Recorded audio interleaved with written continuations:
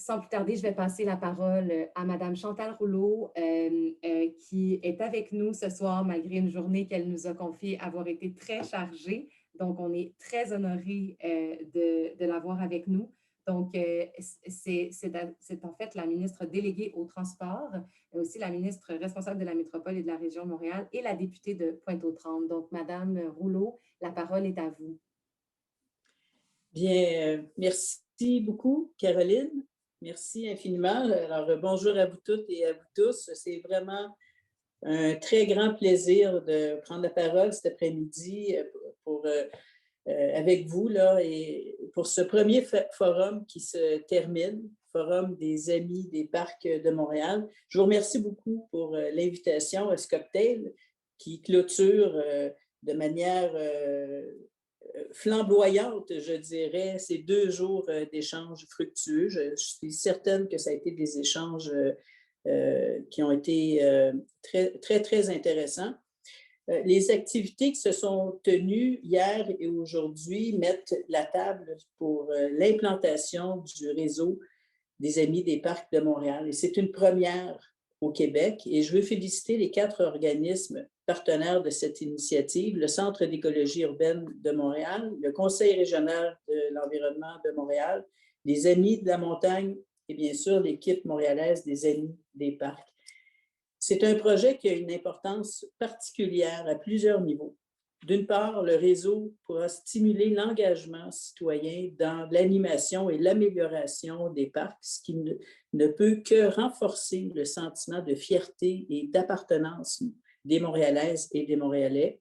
Et d'autre part, il pourra contribuer au maintien d'un environnement sain et durable en ville, procurant par la même occasion des milieux de vie attrayants et de qualité dans nos quartiers.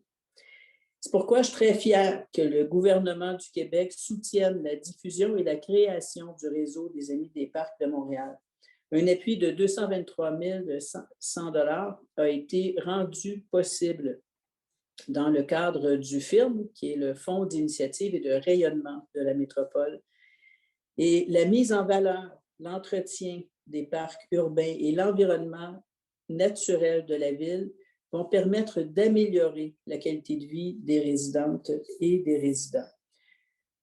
Tout ceci s'inscrit tout à fait dans un des objectifs du FIRM, qui est justement d'améliorer la qualité de vie des citoyennes et des citoyens sur le territoire montréalais.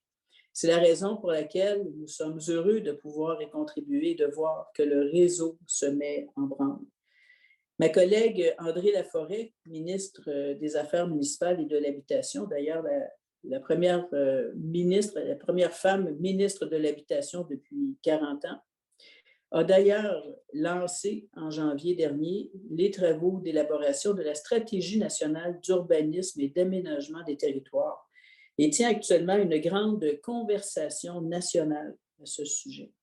Les consultations sont en cours et d'autres sont à prévoir. Les citoyennes et les citoyens pourront ainsi, là, dans toutes les régions,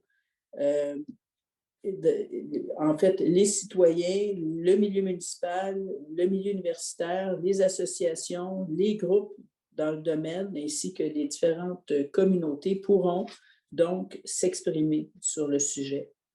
Et quand on sait toute l'importance qu'ont les parcs et les espaces verts, on comprend très bien l'intérêt de réfléchir à leur avenir ensemble dans une perspective d'aménagement du territoire. C'est ce que vous avez fait depuis hier et que vous allez continuer à faire tantôt dans les ateliers.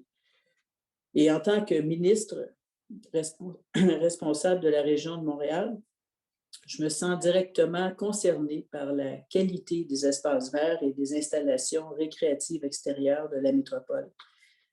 Je souhaite que toutes et tous puissent avoir accès à des parcs urbains bien entretenus et adaptés à leurs besoins. Je visite moi-même régulièrement ceux de mon quartier et dans toute la région métropolitaine. Et pour moi, comme pour tant de gens, ces endroits sont absolument précieux. D'ailleurs, en période de pandémie, les parcs ont permis à des milliers d'enfants, de familles, de couples, d'étudiants, de sportifs ou de travailleurs de prendre l'air, de se ressourcer et de faire le plein d'énergie.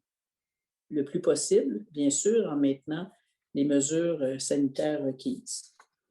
Ces installations se sont avérées essentielles au cours des derniers mois. Elles sont même parfois devenues une façon de préserver la santé physique et mentale de certains.